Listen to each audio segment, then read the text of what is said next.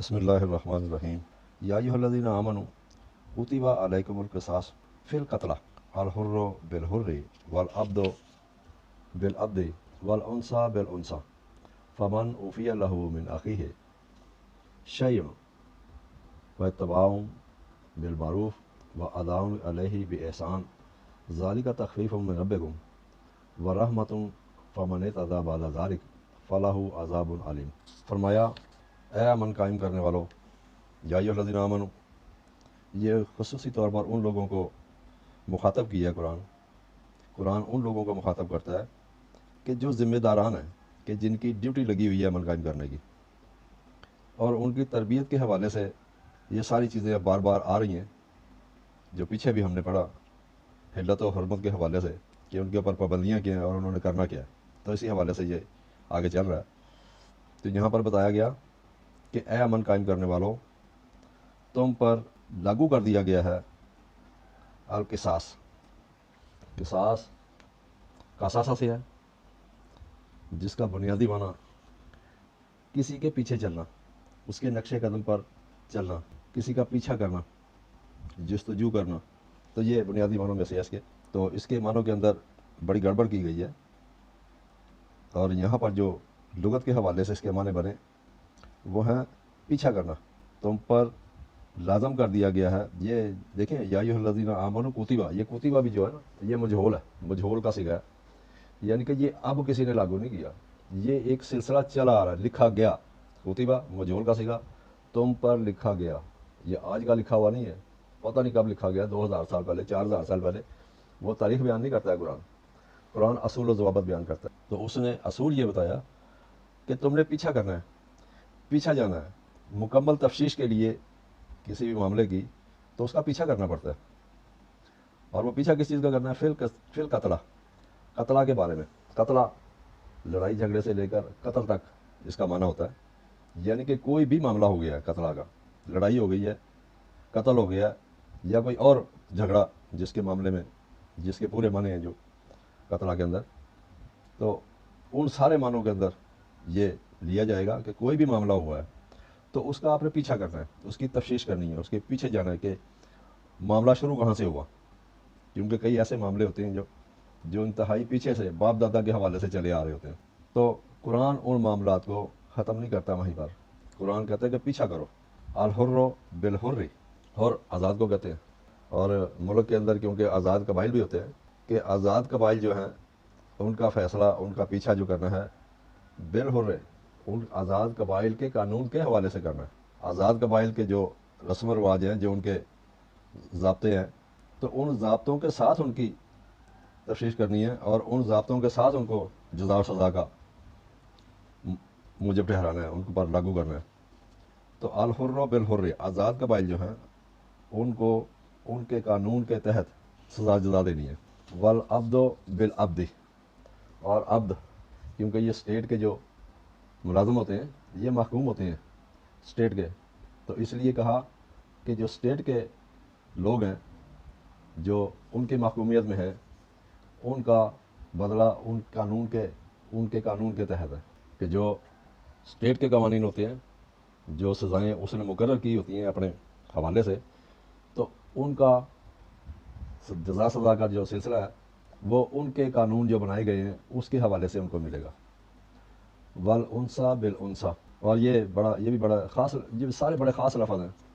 یہ انثیٰ الف نون سے انثیٰ اس کا بنیادی روٹ ہے، جس کا معنی نرم و ضعیف یا مخنث ہونا، مؤنث ہونا، کیونکہ مؤنث کی بات نہیں ہو رہی یہاں پر، کیونکہ انسان تو سب ایک جیسے ہی ہیں، تو اس کا مطلب ہے کہ انسانوں کے اندر مخنث بھی ہیں۔ گئی مخنث آپ سمجھتے ہیں کہ وہ نہ مذکر ہوتے ہیں نہ مؤنث ہوتے ہیں، وہ کوئی چیز ہوتی ہیں، تو جن کو مخنث کہا جاتا ہے۔ تو اس حوالے سے وہ لیڈیز اور جینٹس نہیں کہلاتے بلکہ مخنث کہلاتے ہیں، کیونکہ ان کے پاس وہ صلاحیت نہیں ہوتی، کمزور ہوتے ہیں، ضعیف ہوتے ہیں، دونوں حوالوں سے، نہ وہ کچھ پیدا کر سکتے ہیں اور نہ وہ پیدا کرنے کی صلاحیت رکھتے ہیں، تو اس لیے ان کا مخنث کہا گیا کہ وہ جو مخنث ہیں، وہ جو معاشرے کا کمزور طبقہ ہے یہ، تو ان کا قانون جو ہے ان کے قانون کے ساتھ ہوگا جو ان کے لیے قانون بنایا گیا ہے۔ تو انثیٰ کا بدلہ بالانثى اس کے قانون کے ساتھ ہے جو اس کے لیے قانون بنا ہے. فمن اوفی لہو من اخیہ پس جو عافیت میں دے. افوا اس کا معنی ہوتا ہے اور اس کا معنی ترک کرنا ہوتا ہے. افوا کا معنی ترک کر دینا. اسے یہ افا عنہ اس کا معنی ہوگا اسے سزا دیے بغیر چھوڑ دیا. سزا دیے بغیر چھوڑ دینا یہ ہوتا ہے عفیہ. تو کیونکہ معاشروں کے اندر ایسا بھی ہوتا ہے وہ کوئی ایسا معاملہ ہوتا ہے کہ وہ اس کو سزا نہیں دلوانا چاہتے اور وہ کہتے ہیں کہ اس کو چھوڑ دیا جائے.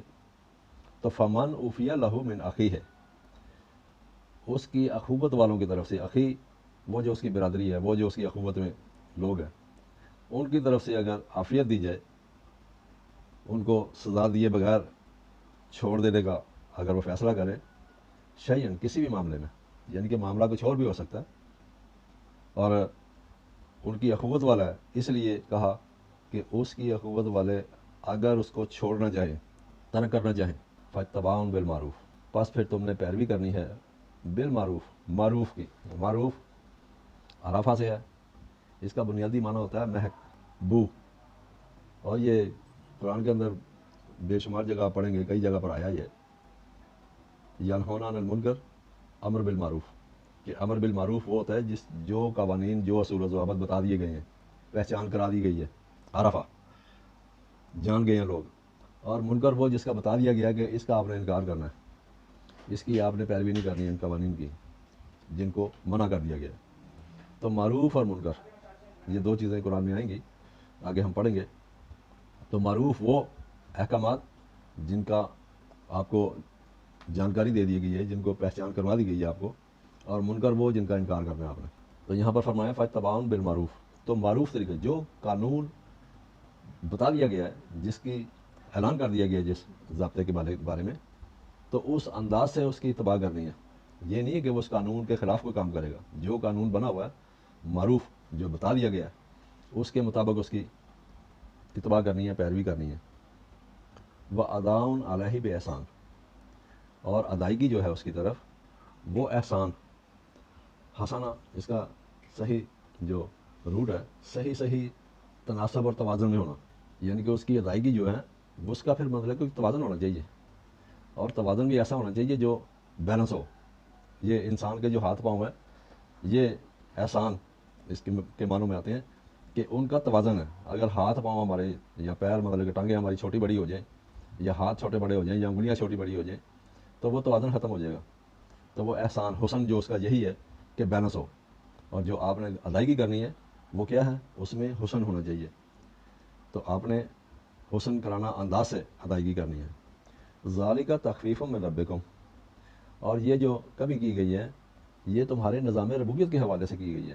من ربکم تمہارے نظام ربوبیت کے حوالے سے یہ ایسا کیا گیا ہے جو کیونکہ ہم نے جو قوانین پیش کیے ہیں کہ وہ لے آتے ہیں یہ ہاتھ کا بدلہ ہاتھ اور کان کا بدلہ کان ناک کا بدلہ. اگر کسی کا ہاتھ کاٹ گیا تو اس کا بھی ہاتھ کاٹ دو تو دونوں ربوبیت سے رک گئے یا جس حوالے سے وہ کہتے ہیں کہ وہی کاٹ دو جی اس کو تو یہ تو ناانصافی ہو جائے گی نا کہ ایک کا صحیح ہاتھ آپ کاٹ دیں تو اس کو ایسی سزا دیں کہ وہ دوسرے کا کوئی بھلا ہو دوسرے کے کوئی فائدے میں ہو ایک توازن آ جائے اس کے اندر. تو ذالک تخفیف من ربکم یہ ایک تخفیف تھی کمی تھی تمہارے نظام ربوبیت کے حوالے سے جو پوری کی گئی ہے. ورحمتن اور برحمت بنایا گیا ہے اعمال کے نتائج دینے والا یعنی کہ ایسی رحمت کہ جس میں دونوں کا بھلا ہو جائے. فمن تعداد بعد ذالک اور پس جو کوئی زیادتی کرے اس کے بعد کہ ایک فیصلہ ہو گیا عدالت نے دونوں کے معاملات کو حل کر دیا اور پوری تفتیش کے بعد حل کر دیا اگر جو اس کے بعد زیادتی کرے گا فلاح عذاب علیم پس اس کے لیے پھر ایسی سزا ہے جو بڑی دردناک ہے بڑی المناک سزا. تو فیصلہ ہو جانے کے بعد پھر وہی دل کے اندر قدوتیں یا دشمنیاں یا بدلے کی آگ اگر کوئی ہے کہیں پر تو اس کے لیے پھر ایسی سزا ہے کہ جو وہ یاد رکھے گا المناک سزا.